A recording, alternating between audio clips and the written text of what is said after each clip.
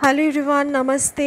कैसे हो आप सब? होप सो आप सब बहुत अच्छे से होंगे, लेकिन मैं बिल्कुल भी ठीक नहीं हूँ। हम में से कोई भी घर पे ठीक नहीं है। काफ़ी कुछ हो गया है हादसा हमारे घर पे एक दिन के अंदर। तो सब कुछ मैं बताऊंगी। आप लोग काफ़ी कमेंट कर रहे थे, मुझे मैसेजेस कर रहे थे, जो मेल आईडी पे जॉइन हो। 2-3 मैसेजेस आए कि दी क्या हुआ, वीडियो क्यों नहीं डाल रहे हो। तो अलग अलग से पर्सनली मैसेज करना अभी मेरे लिए पॉसिबल नहीं है, तो एक अपडेट मैं आप लोगों के साथ शेयर कर देती हूँ। जो भी कोई वीडियो देखेंगे आप लोगों को समझ में आ जाएंगे अभी क्या चल रही है हमारी सिचुएशन। टाइटल देख के तो आप लोगों को समझ में आ गई है। मेरे बड़े मामा अब इस दुनिया में नहीं रह गए। इस मेरे जो माँ के ऊपर जो बड़े मामा थे ना, मेरे माँ और उनके 2 भाई है, 3 भाई बहन है। मेरे नाना नानी का 3 बच्चे, मतलब लड़का लड़की है। तो बड़े मामा अब नहीं रहे, और नाना नानी की इस एज में जो सिचुएशन है ना गाइस, देखने देखने लायक नहीं है। बहुत तकलीफ़ में है, मेंटली फिज़िकली। वैसे ही बुज़ुर्ग हो गए, तबीयत ख़राब, उसके ऊपर से अपने बच्चे को खोना इस एज में, इतने कम उम्र में मेरे मामा चले गए, मेरे माँ चले गए। तो उसके माँ बाबा के लिए कितना हम लोग जितना भी तसल्ली दे दें, जितना भी बोल ले, लेकिन वो दर्द किसी के साथ ना मेरे नाना नानी बंटवारा नहीं कर पाएंगे। एक माँ बाबा के लिए बच्चे को खोना, ये सिर्फ वही फील कर सकती है। मैंने मेरी माँ को खोया, मामा को खोया, मेरा तो दर्द है ही, लेकिन मेरे नाना नानी अपने बच्चे खोए, उनका दर्द मतलब किसी से कुछ नहीं। मतलब क्या ही बोलूँ, बुज़ुर्ग हो गए। हम लोग डेली शाम को जाते आते थे, डेली शाम को, दोपहर को भी कभी कभार जाते थे, ताकि नाना नानी अकेले महसूस ना करें। मामा घर पे रहते थे, बड़े मामा। बहुत तबीयत ख़राब थे, देखने लायक नहीं थे, इतना तबीयत ख़राब। लेकिन बच्चे तो अपने माँ बाबा के लिए बच्चे ही होते हैं। जितना भी तकलीफ़ में हो, माँ बाबा को लगेंगे कि घर पे रहे, लेटे रहे, फिर भी सही है। कोई नहीं चाहता कि अपने बच्चे की ऐसा दिन देखने को। तो क्या ही बोलूँ, मेरा दिमाग काम नहीं कर रही है। रात भर कल हम जगे हुए थे, सुबह 5 साढ़े 5 बजे घर आए। आते आते फ्रेश होते होते 6 बज गए। फिर थोड़ी सी लेटे, रेस्ट लिए। अभी फिर से नानी घर जाएंगे।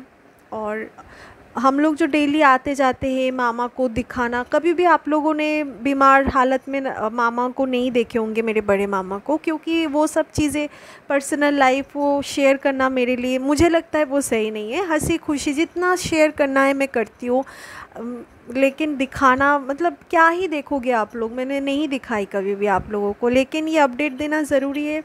क्या हुआ है आप लोगों को भी जानना ज़रूरी है।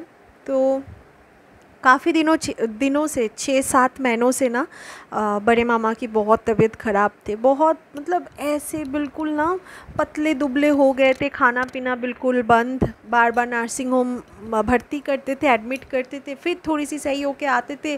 मतलब डॉक्टर ने लास्ट में बोल ही दिए थे कि अभी और ट्रीटमेंट इसके ऊपर कुछ नहीं है, अब जितना दिन है ऐसे ही रहेगा, तकलीफ़ होगा।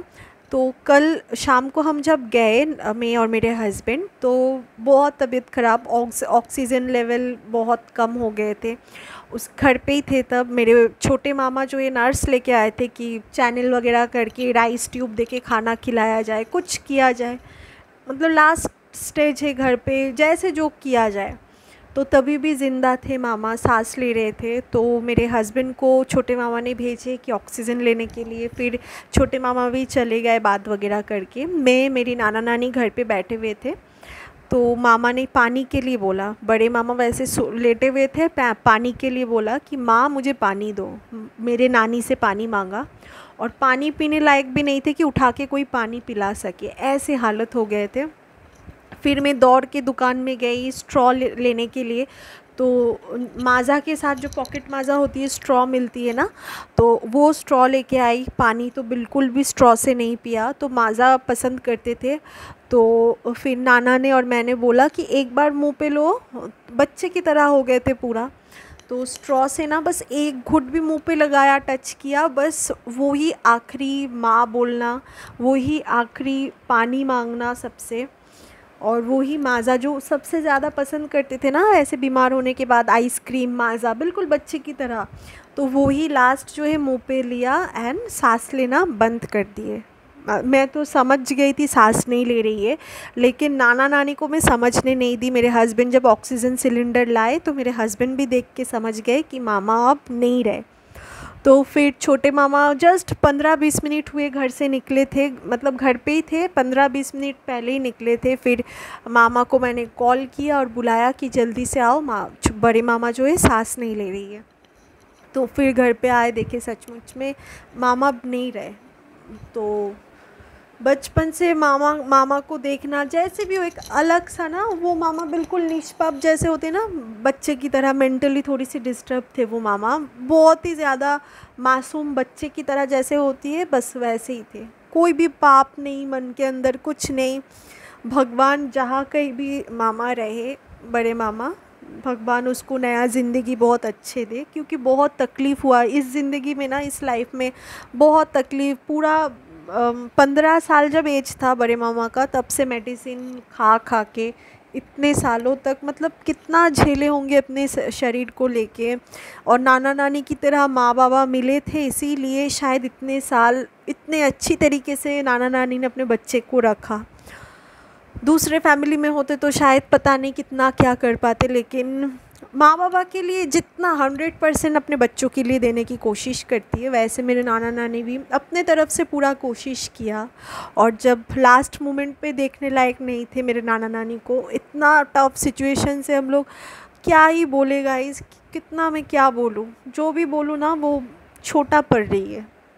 होप कि आप लोग मेरी फीलिंग समझ पा रहे हो। और अभी हम नाना नानी के घर जाएंगे, फ्रेश होंगे। और आज लोकनाथ बाबा की भी पूजा है, सैटरडे है। फ्राइडे को मेरी मामा की डेथ हुई है, बड़े मामा की। और रात भर हम लोग उधर पर ही थे, रास्ते पे बैठे हुए। सब आए 4-4:30 बजे। फिर नाना नानी को थोड़ा सा स्टेबल करके, सेटल करके, मेडिसिन खाते ये वो समझा के, थोड़ी बहुत खिला के, फिर हम लोग घर पे आए। क्योंकि हमें भी थोड़ी सी तबीयत ना, रेस्ट की ज़रूरत थी, क्योंकि एक के बाद एक ना तूफ़ान हमारी ज़िंदगी में आ ही जा रही है।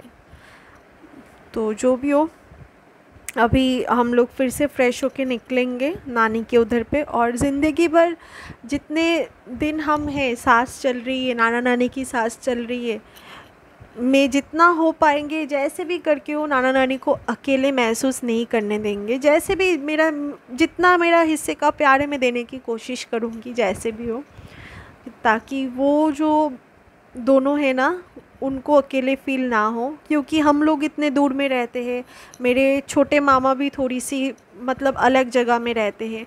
तो हम लोग जब भी टाइम मिलेंगे हम लोग जाएंगे, मिलेंगे, या फिर नाना नानी को अगर हो सके इधर पे लेके आएंगे। पता नहीं उनका मन लगेंगे नहीं लगेंगे, क्योंकि होता है ना अपने घर पे वो अलग सा वो, तो इधर पे आना, एक फ्लैट में बंद जगह पे रहना, पता नहीं वो रह पाएंगे। लेकिन जैसे भी हो, हम लोग कोशिश करेंगे कि दोनों को अच्छे से रखना। बाकी का ज़िंदगी बहुत दुख दर्द झेल लिए, मेरे माँ को खो दिया, 2 बच्चे को अपना खो दिया, तो उसका क्या हाल हो सकती है। तो यही था, और बोलने लायक है नहीं। मन के अंदर ना ये सब देख देख के और इतना झेलने के बाद ना दिल में बिल्कुल पत्थर सी जम जाते हैं। तो मामा को, होप सो बड़े मामा को आप लोग वीडियो में, पहले का पिछले वीडियो में देखे होंगे। अगर नहीं देखे होंगे मैं बाद में कभी फ़ोटो शेयर कर दूँगी। इस वीडियो में अगर मैं शेयर करने जाऊँगी तो वीडियो एडिट करके डालना पड़ेगा, तो उतना टाइम मेरे पास अभी है नहीं। और जैसे मुझे सिचुएशन मिलेगा, जैसे टाइम मिलेगा, मैं आप लोगों के लिए वीडियो डालूँगी, क्योंकि ये भी मेरा काम है, करूँगी, काम तो करना ही होगा जो भी लाइफ में सिचुएशन आए। तो चलिए गाइज़, मिलते हैं नेक्स्ट वीडियो पे। तब तक के लिए अच्छे रहिए, अपने फैमिली के साथ रहिए, अपने पेट्स का ख्याल रखिए। तब तक के लिए बाय।